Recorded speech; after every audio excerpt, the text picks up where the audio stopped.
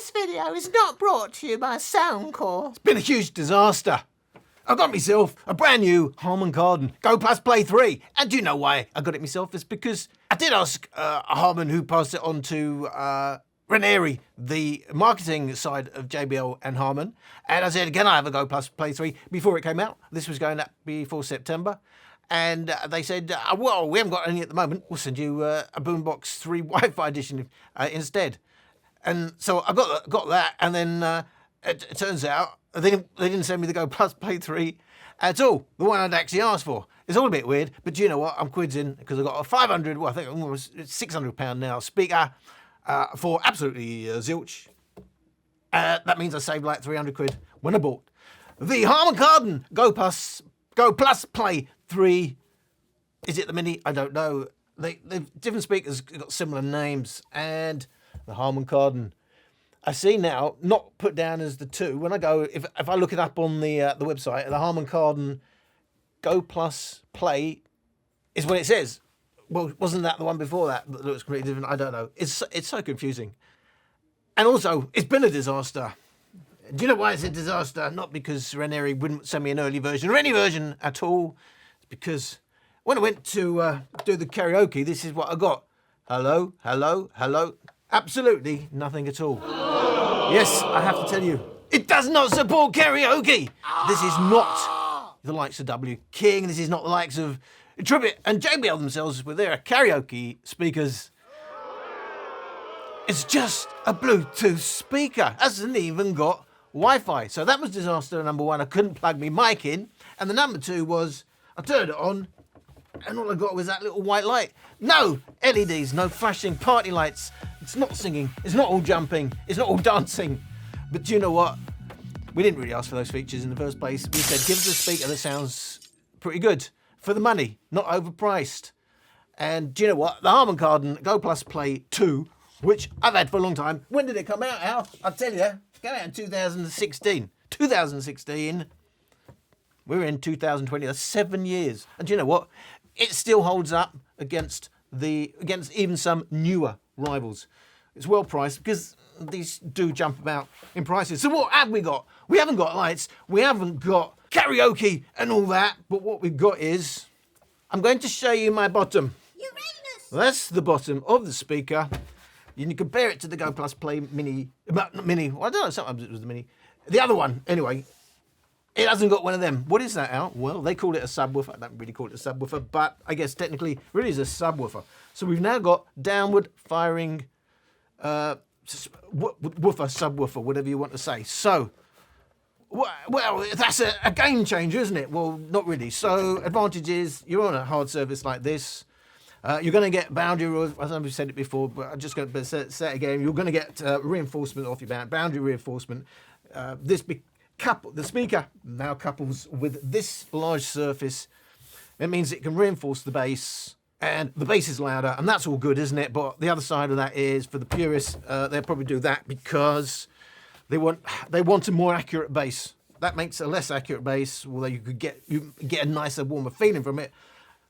But if you want a tight, agile, so quicker decaying bass, you don't really want to do that. That's why you get subwoofers with drivers facing everywhere, because they all have their pluses and the minuses, and a lot of subwoofers just have a driver in every direction. It covers all bases. So it's a 3-way design. We've seen some other companies recently call it a 3-way, and it either isn't or it's just not properly implemented. What's the problem with having more than 2 drivers? That's an extra crossover.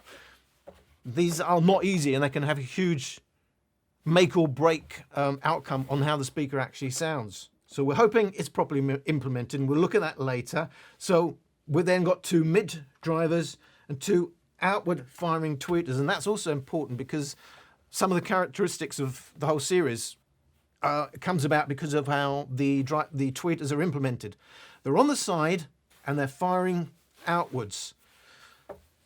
So whenever you're on axis, you're never quite on axis with the tweeters, but it's going to help give a wider sound, but it's going to, it's not properly focused in the terms of we're moving to what we're hoping are going to be more hi-fi speakers.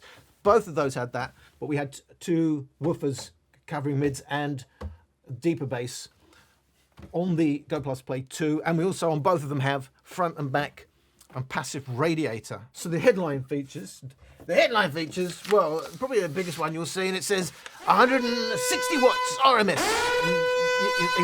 Wow, because the last one was rated 4 times 25 watts on AC.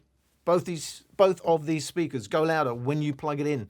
It's been a long time since we could really make anything of the power rating, not least because now half the time I'm not even rating the amplifier. They're rating what the drivers are rated at, and it's not here or there. We said it multiple times, but I'm saying you'll get excited because 160 watts versus what they claimed 100 watts. You're going to say it goes twice as loud, and of course for so many reasons. Far too many to explain in this video. That doesn't mean it goes twice as loud, and many other variables. But we would expect it at least to go considerably louder. Do you know why? Because if it did go from 100 watts and 100 to 160 watts, and let's hope they're measuring it the same way, we've got an additional subwoofer. Surface, for all things being equal, greater surface area will give you more volume. And just so you know, I did work out what's the surface area of the drivers now compared to before, and it was 13,350 millimeters squared before, and it's now 22,216 millimeters squared. So that alone gives you a boost. You're hoping for more volume, if nothing else. What other headline features are there? Well, we only had a stainless steel handle on the old one. Do you know what we've got now? We've got lovely aluminium. We've gone from steel to aluminium. What everybody in the audio world has been crying out for the handle, and it's also implemented a little bit different. But notice difference in size, difference in weight. 4.7 kilos now was 3.5. It's a different speaker now. I know it looks the same, but even the design got a lovely touchscreen. I quite like this. It's going to be hit or miss because it's a touchscreen. Never mind. We can use it to make phone calls on both of them. And on both of them, volume up, volume down, power button in the middle. It's just that that's a tactile proper buttons, and this is like a touchscreen and the Bluetooth button, the Bluetooth light there. Actually, it is a button as well, of course.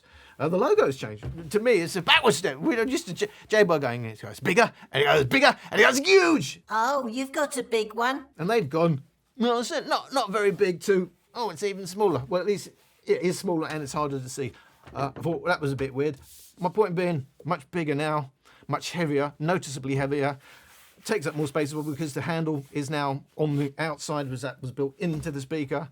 It's just really the shape that's the same. Also, no, stop it. Auto calibration looks great in the literature. Auto calibration that you cannot turn on and off. What's it doing? They have dual mics. They will listen basically to what's coming back from the room, decide what kind of acoustics there are, and adjust the EQ. But how much does it adjust it? I think it's quite subtle because sometimes it's hard to hear the difference. But we don't want that if you can't turn it off. You don't really know where you are. You're trying to get your own decent EQ, and then it changes EQ, or you put something in front of it and it changes EQ.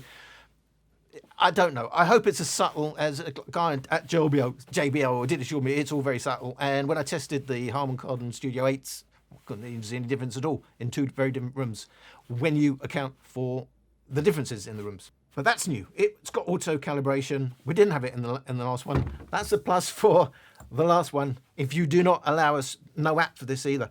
No way on most of these speakers that come out to turn that functionality on or off. It only was 8 hours, they say, mixed juice on the Harman Kardon Go Plus Play 2. Was 8 hours. Now, do you know how much it's? It's now 8. Oh, it's still 8 hours. Well, it must have a bigger battery then, because it's got more power. Well, not by much. It's a 26 watt-hour battery versus a 22 watt-hour battery. It is bigger, still small for these type of speakers. And I don't know why the battery life is still the same. Because indeed, it's still a 3-hour charging time as well, they rate it. We need a barrel input on the other one for your charging. Barrel being the round top one. We've now got a mains lead, so you can now charge with a mains lead. I think that's good. Obviously, we'd like USB-C just to keep us going, but we do have mains lead. By the way, we do have auxiliary input on both of these speakers. We have a USB-C in out on the Go Plus Play 3. I'm slowing down. Why are you slowing down? That makes a change. Well, because we had USB micro, I believe, on the Go Plus Play 2, neither of which would allow you to play music. The micro USB, I think, is just service only, and then the USB-A for charging. You can play MP3, only MP3 off a dongle, USB dongle plugged in here, but only, again, in the USA, can you play music off a USB-C. Completely redundant anywhere else. Apart from the fact, yeah, of course, apart from the fact, you can charge out 5 volts to 2 amps, but that will drop to half an amp if you're playing music while you're trying to use that to charge another device, and they can both be used to make phone calls. I believe there's workarounds for all this, but I will say natively, Go Plus Play 2, Pair 2, it's in party mode. Go Plus Play 3, Pair 2, it's TWS mode. No party mode, no TWS, but I believe there are workarounds, but I've never had 2 of these to try. I'm not going to say it works. We want to know what it sounds like. And before I'm even getting to that, I'm going to show you my frequency response measurements and also a look at the drivers. One thing to note with the Go Plus Play 3 and the Go Plus Play 2, we've got side-mounted angled out tweeters, which makes on-axis measurements a little tricky. Therefore, don't take the 10 kilohertz plus measurements as being absolute gospel. But what we can say is we've got what looks like a decently balanced overall frequency response, albeit it looks like there's some roll-off in the high end, not as dramatic as these measurements would look like. Volume steps, reasonably linear, getting a little bit smaller as we go up the volume. Sticking the mains lead in does get you a bit more in the way of volume. It looks like the speaker is going to play pretty deep. It looks like the real roll-off is probably not till about 45 hertz. And the standout for me is the dip at 5 kilohertz. Compared to the Go Plus Play 2, the volume steps are a little different. We've got a bit more leeway on the Go Plus Play 3 than we do on the Go Plus Play 2 at that high end. Overall sound signature looks pretty similar, but overlaying them shows us we've got more room from the low end for the Go Plus Play 3, a slightly more rolled off high end, and it goes louder by the looks of it. Same thing on mains power. Closer look at the actual drivers themselves. Even near field measurement of that tweeter does show a roll off, but 10 kilohertz and above, not too much goes on in the mixes of your tracks that far up. It's a 3-way design, and we do get proper crossovers, both for the woofer and the mids driver and the tweeter. Now, I said there's a 5 kilohertz dip that looks problematic on the Go Plus Play 3, and that kind of seems to line up with the rolling off of the mids driver compared to where the tweeter picks up. Basically, it looks like a 3 kilohertz crossover. Looks like the crossover is just below 3 kilohertz. And then the woofer and mids driver, somewhere around the 200 hertz mark. Very arch-shaped on that woofer. And the passive radiator kicking in right where the woofer rolls off. And we can see the 50 hertz notch of the frequency response is indeed the passive radiator kicking in. I mentioned we've got issues because, yes, we've got wide-angled tweeters like we have on the Motion Plus, and there's lots of good things about that. One downside is, obviously, on axis, you've got a bit of a roll-off because the tweeter's been very directional, firing slightly away from you. And depending, they've probably cleverly tuned it, because depending on where you have that measurement mic, if you're right on axis, there's the roll-off. But I must say, if you start wandering about and you're finding your peaks and your nulls, it kind of flattens out. So you could hear it as quite a linear, depending on where you're standing in relation to this, or indeed quite a roll-off. Certainly not on the bright side. I'm used to a lot of these speakers having the upward tilt. This is actually tilting slightly down, so verging on the warm, with that rolled off high, making it even warmer. But we've got that around that 5 kilohertz dip. That's going to be problematic. That does look to be a crossover issue, but it could again just be to help it make it sound warm. There's only one way to find out how it sounds. You know what it is? Yes, we have to actually play them. So what I call my low volume test, around 40% volume.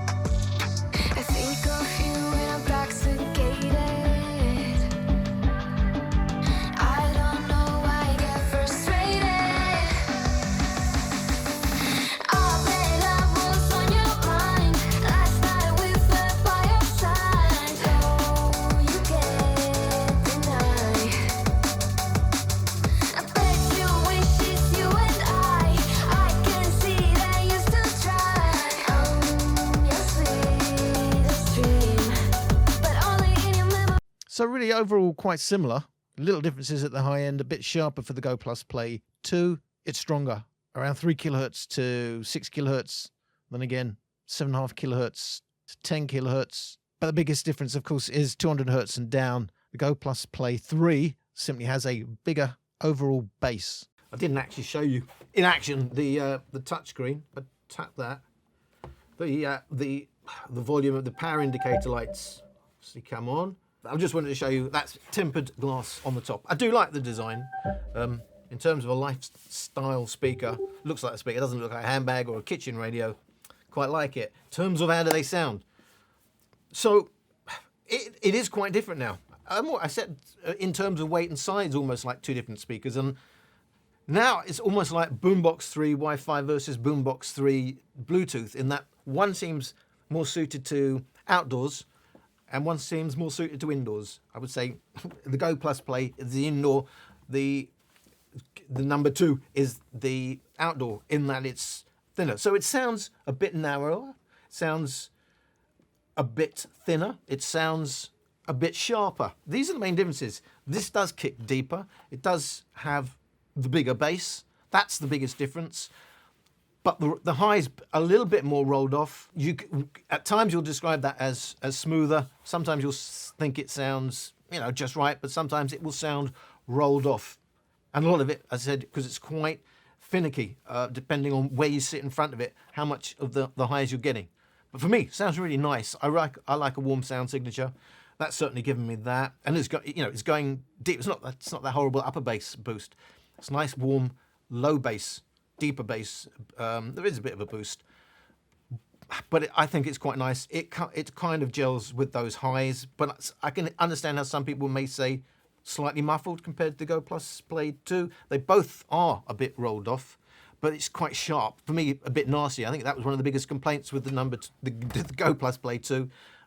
Those highs can just, they could shatter your eardrums if you get it wrong, which could be a serious side issue.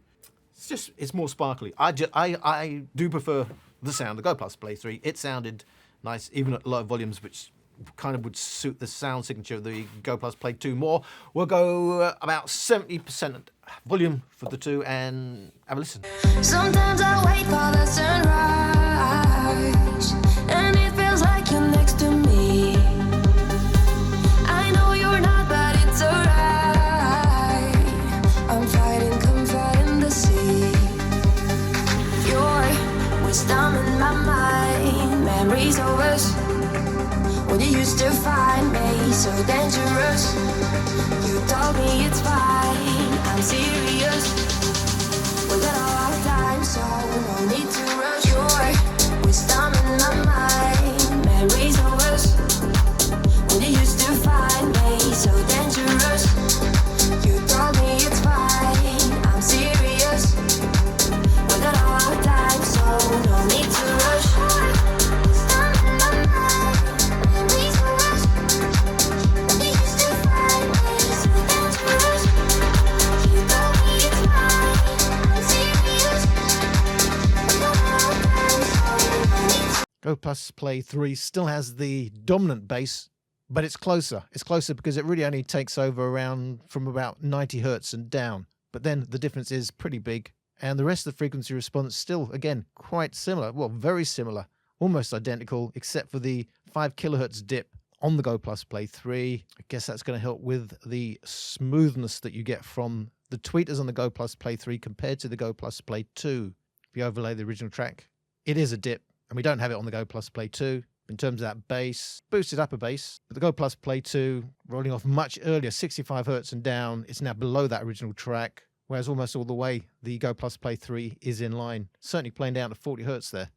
It's the same old story. You care, but you don't love me. Yep, it is indeed the same old story as at lower volumes. 70%. It's closer in the bass now, but it still has that deeper, warmer bass. That's still thinner. This is more full sounding, smoother, but you may say a bit muffled, a bit rolled off. And I have to say, this is more focused. The 2 is more focused to me. This sounds wider and sparkly and really nice, and vocals do pop right in the middle. But it has a lack of tightness that you do get, which I'm calling focus, that you are getting with the Go Plus Play 2. This just sounds more mature though. But if you don't like a warm sound signature, you may still prefer the Go Plus Play 2. Deliberate or not, you know, the biggest difference as well in the terms of the highs is that 5 kilohertz dip. It does seem crossover related, as I said, but I don't know. Sometimes they implement these things deliberately. But being a warmer speaker, it's suffering a little bit. No way to do that EQ without going third party. I'm not getting into all that. But overall, I prefer this. I think it sounds really, really nice. It's got a big enough a bass that over a long listen, it could be a bit too much for you. But definitely on the hi-fi side, definitely just has a bigger smile factor. For me, just remember, I like a warm sound signature.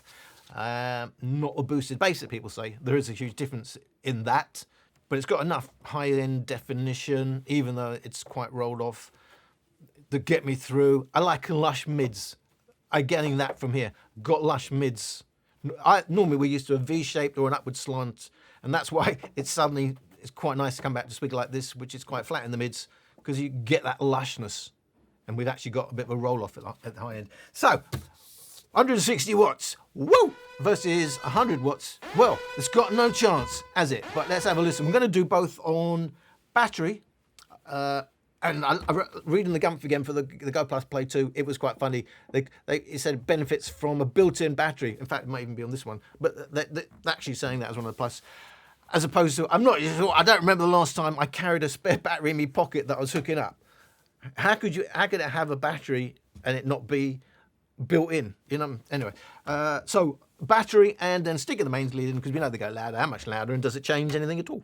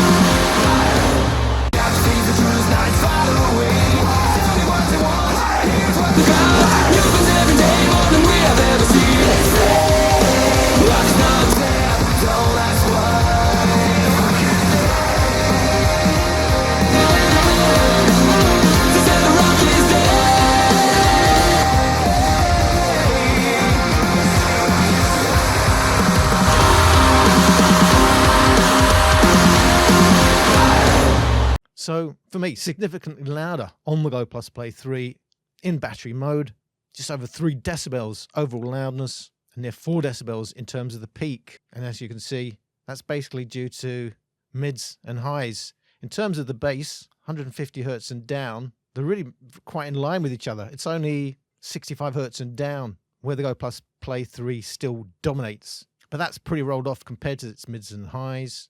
Around a couple of decibels louder now, each of these speakers with the mains lead plugged in, but the Go Plus Play 3 still overall dominant in terms of the overall loudness, and it's the same story in the bass. It's only really kicking in 60 hertz and down is where the Go Plus Play 3 has real extra headroom. Mid bass, upper bass, they're really pretty much neck and neck.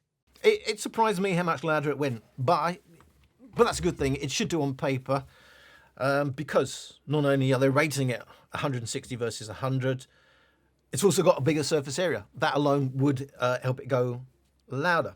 Things to remember when we're doing these, especially the loudness measurements, it's skewed because this is now a downward firing driver. It's going to have a more omnidirectional sound, and it will, vary depending on the surface you're on. But anyway, that much aside, it's no longer on axis. So where all the drivers on the Go Plus Play 2 are on axis, on these sort of measurements, obviously it helps with volume. Remember, that's a bit dispersed. You're losing some of the sound. So if that was actually on axis as well, just remember, it would sound a bit different, but it would certainly be louder in these on-axis sound tests that, everyone is really doing. But yes, I'm saying I'm surprised because I've not heard anybody else talk about the difference. This goes noticeably louder, both in battery and both on mains. It is closer on mains, but that means the difference is even bigger now if you're just going portable. You're just on battery. Some 3.5 decibels louder. I mean, remember we were talking before about, how much louder is it? Perceived doubling of volume or loudness is 10 decibels. Not an exact science, approximately. But if you double the power, you get 3 decibels. So that's why doubling the power is not the same as doubling the actual loudness. But 4 decibels, it's like doubling the power. So it does look on paper it is that much more powerful, and also taking into account the driver size. Bit closer, but still a significant difference when you've put the mains lead in. That alone, for some people, will be a reason to upgrade. I talked about taking into account where those drivers are actually firing, because when we're going to the maximum volume, that like mid-upper bass, was it 70 hertz to 140 hertz, where it is the woofer that's playing those notes, it's now neck and neck between the two of them. But it would be different if I'd actually turn that around. What I'm saying is, it's not all, there are other issues to take into account. Of some of that sound is now dispersing out. So if I did that from behind, it would benefit from that. There's more going that way. That's what I'm saying. It's omnidirectional in the sense that the pattern of the sound waves dispersing is now all around, whereas that's all on axis, mostly. And having that separate woofer and freeing up some of the frequency range for the mids, the benefit of that is it's able to deliver stronger mids, all things being equal, than you'd get on the Go Plus Play 2. So, it's just interesting if you look at those raw measurements, when you actually take into account why some of those things may be surprising in like mid-upper bass being about the same. It's because we're only measuring from on axis. That's why, and talking about maybe that's the better outdoor and this is better indoor, but actually on that basis, you may say this is better outdoors, going to disperse for a more 360 sort of like sound. So where does that leave us? That leaves us up with a speaker that's quite nice. I really like it. Not even overpriced, is it? Going over the, well, you can still buy this for 300 quid, which is the same price as the current one. I mean, that's taking the mickey, isn't it, Harman? They're still selling it to people who are not landing on the right page off a Google search, not realising they're getting the older version, paying 200 quid and 300 quid, could have got the new one for 300 quid. That's really, really poor from Harman. About $350 for there's not many speakers you can say, oh, well, they're really worth that sort of money.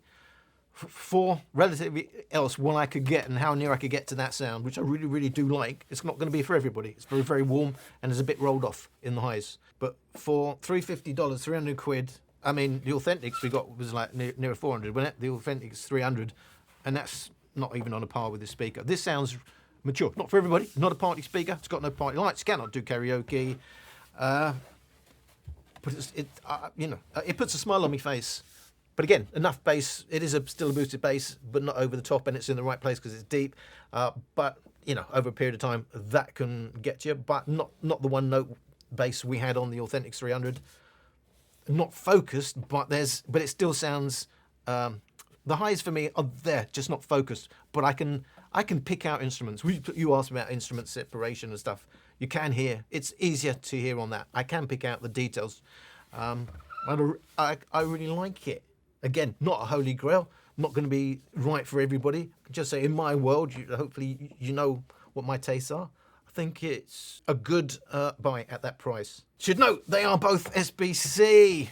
I mean, it's why are these high-end, trying to tell us they're high-end speakers coming with such a basic codec? That's really bad. Bluetooth 5.2, not even 5.3. Does that just tell us how long it's been in development? I don't know. But it was Bluetooth 4.2, so that's Bluetooth 4.1, so that's a big upgrade. Remember, natively, these will go do 2 in stereo, and that will do 2 in party mode, but not the other way around without a workaround. In terms of latency, auxiliary, no lag at all. I mean, that's great for DJing, or you like to use it for movies and you're hooking it up via auxiliary. No lip sync issues. On the new one, it's 112 milliseconds. That's what I got personally. That's awful for auxiliary. I mean, that's really bad. It's going to have a ton of lag on that. YouTube, the old one, it's Bluetooth 4.1. Do you know what the latency for me on YouTube? 33 milliseconds. That's as low as you're going to get ever. And that's what I find a lot. The older Bluetooth codecs will give lower latency. Anyway, Bluetooth 5.2, YouTube 120 milliseconds. My cutoff point is 80 milliseconds. For me, 120 milliseconds is really bad. But not the worst ever. The worst I've ever measured with a couple of speakers are coming at 400 milliseconds. Do you know what happens when you go in the app for the Harman Kardon Go Plus Play? Absolutely nothing. They haven't got an app. All that money they're charging for these speakers. Everybody else, the cheap brands, all coming out with apps. Do you know Harman Kardon giving us Bluetooth speaker people like us things that we like Bluetooth speakers?